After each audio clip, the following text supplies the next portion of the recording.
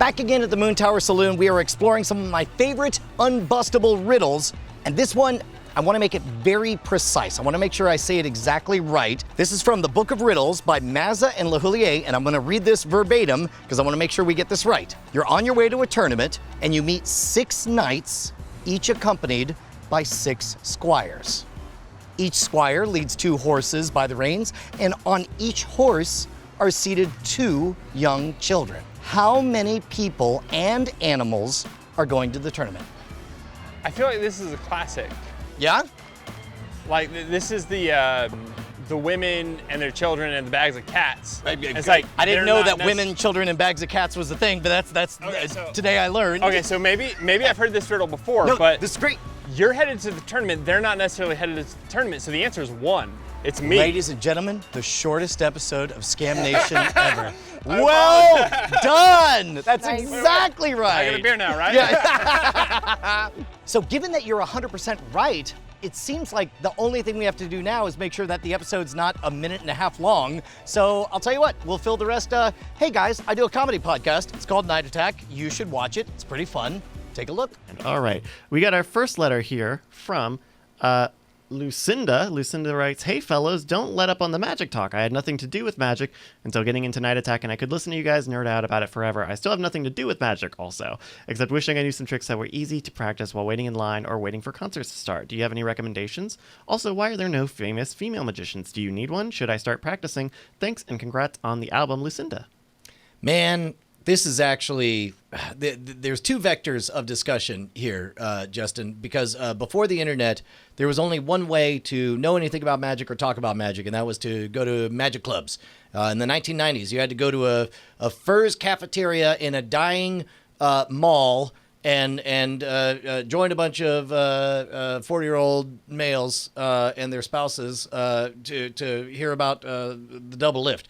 And there were always, like, half the audience was actually learning magic and wanted to practice in front of other people. The other half just wanted to buy literally whatever was there and then never practice any of it, but talk about the time they saw so-and-so lecture. Weirdly, if you're a lecturing magician, you valued the second type of person more. I called them academic magicians, and I think there's a place for them. So whether or not you intend to be a magician or not, I actively encourage everybody to be an academic magician. I say no, you don't have to do magic to be a magician. Mm-hmm. You have to show up and pay money, or show up and do the effort. Either one is acceptable currency. Yeah. Look, without doing a big old nerd out on magic, I'm not a magician, but I do know that anybody who looks up how to do a magic trick on YouTube, to me, is, because it means that you care about doing a thing and understanding how it's done. That's the first step to doing it. So I would say just, there's great resources. There's great websites that can show you tutorials. Penguin Magic is a great one. And I guess Royal Road to Card Magic, if you just want to look at a very basic, like, hey, here are basic card tricks. It's there for a reason. It's a classic. As for female magicians, look, you can get really good, and congratulations, you may be a top 5 female magician of all time. Like, there are certainly not a lot of them, at least not as many as there should be. We need more. I'll tell you what, good news. What would you say? Because I thought you were going in the direction of why there weren't female magicians when you started talking about magic clubs. I just wanted to tie up that loose end on the academic side of things. Like, don't feel bad about being an academic magician, but let's talk about the lack of female magicians. There was essentially maybe one female magician anyone could name through 1990 onward, and now, like on Penn and Teller's Fool Us, they got multiple female magicians. A friend of mine was at Magifest, and he said usually there would be 2 or 3. He did the young people's track on there, and there would be 2 or 3 girls. He said this year there were 9 or 10. It's increased threefold, and I'm just dipping my toe in this water, and I know it's controversial, and I'm not trying to stoke flames or anything. This is stuff I am still percolating and processing, but I think that there is no moral case to be made to be against magic on YouTube. Zero moral case whatsoever.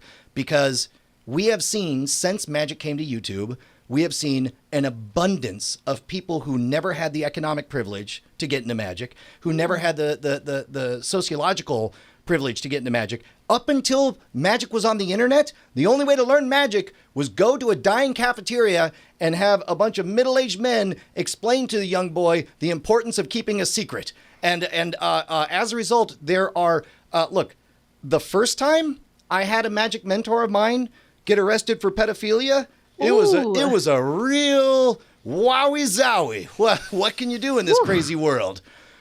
The second time a magic mentor was arrested for pedophilia, I thought, well, two things make a line. And yikes. I don't think I've spoken about this privately with Justin, but I've eaten a lot of shit for the crime of teaching magic for free on the internet over the last 10 years. And I think I'm done eating shit. I think that the old boys club of the last half century has led to a lot of horrific pockets that have led to a lot of bad things. I think it's closed the doors and made it unappealing to minorities, the disenfranchised, and especially to women. That's the most outrageous and offensive thing. And only now, after magic has come to the internet, are we finally seeing the art at the highest it's ever been in my entire life. And people ask, why I keep doing that shit. That's a big part of it. Oh my God, I'm going to cry. That was beautiful. Yeah, look, everything Brian said, specifically to the women thing, it's a hostile environment for women. And on the dark end, there's what Brian said. There's a fucking pedophile problem in. Oh my God. And anybody who tells you there isn't that has been in that industry is fucking lying. You talk to enough magicians and it's very, very, very clear. The other side is even with the internet, when the internet brought along message boards and YouTube and stuff like that, in general, magic still demographically tends to be a art where the most passion comes from boys aged 8 to 15. Correct. And that's usually right before puberty, when what they want is sociological power. They want, hand me a spell to cause everybody's attention to be on me. Give me, this recipe, I have to say this and do these moves, and then I am the center of attention. Great. And the only way to get there was to only coming to the clubhouse, which I don't think is healthy. Even then, even on message boards and everything, that's not exactly boys who are going through puberty and getting into their early to mid teens is not exactly that's not the hotbed for, women of that age or girls of that age that are also like that. That's not where artistic flowering, I guess, or creative expression can always happen. It is a volatile, male-dominated industry, and that may not ever change in those pockets, right? But what you can do is create other places in which there can be communities that have different standards. And I have a sad prepubescent female magic story. Oh, wonderful. Go. So when I was I think 9 or 10, I went to go see the Lance Burton magic show with my parents in Vegas. Yeah. Now, was this when he was at the Monte Carlo or the Tropicana? Yeah, at the Monte Carlo. Okay, all right, yeah. In the 90s. And I was like, oh my God, I'm going to be I love magic, but I guess I didn't think of myself as a magician because I was a girl. So I made my parents buy a magic kit for my little brother, and then I made them buy me a sexy showgirl outfit for a child.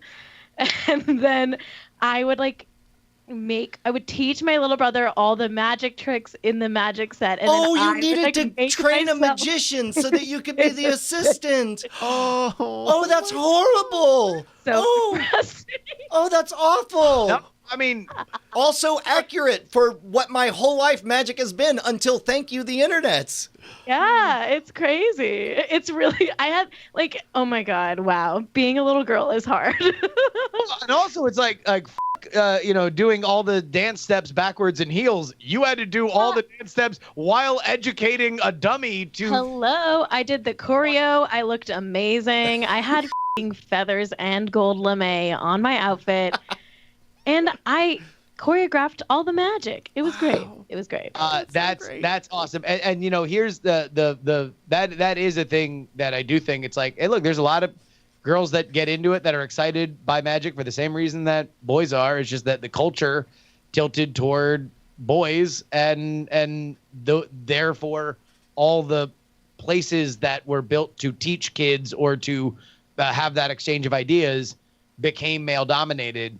I think that is changing, and I think that that hold has never been more tenuous, and the culture has at least shifted to a point where the idea of another place where that's like, things are kind of at a different tenor is not something that wouldn't exist. I do want to say that the sexy child showgirl outfit, I think in my head I felt like extremely sexual, but I'm pretty sure it was like age appropriate and fine. But like, sure. I was like 9, I was feeling myself. I do want to give a shout out, like, to the specific question of why are there no famous lady magicians? There are. As a matter of fact, I recently got to work a gig with Carissa Hendricks, Carisa Hendricks. Man, is she delightful! So super talented and fun and funny. Also, it was. I don't know if we already talked about this on the show, but like.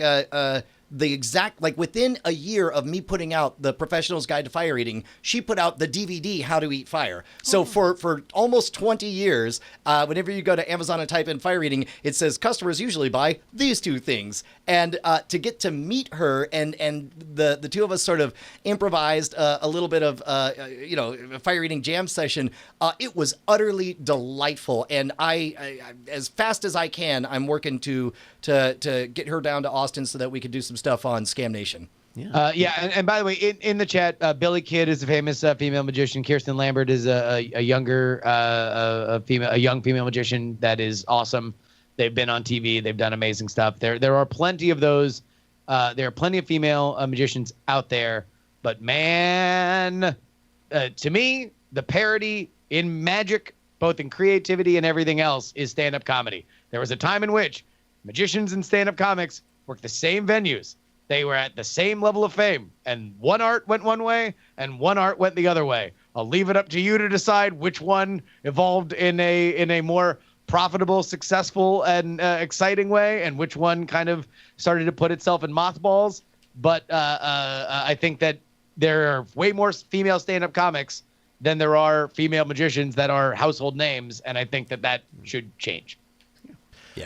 We have one last email here from Bradley. Bradley wants to talk a little bit about birthdays, because Brian, you had a birthday very recently, right? I just got old. I got a case of the olds. I think it's going to stay with me. Bradley writes, Brian, a bit delayed, but happy birthday and belated. By the way, you did nothing the day that you were born. Your mom did the work. So every birthday, I send my mom flowers and thank her for my birthday. Oh, that's So for the wonderful. next year, tell your mom you love her for your birthday.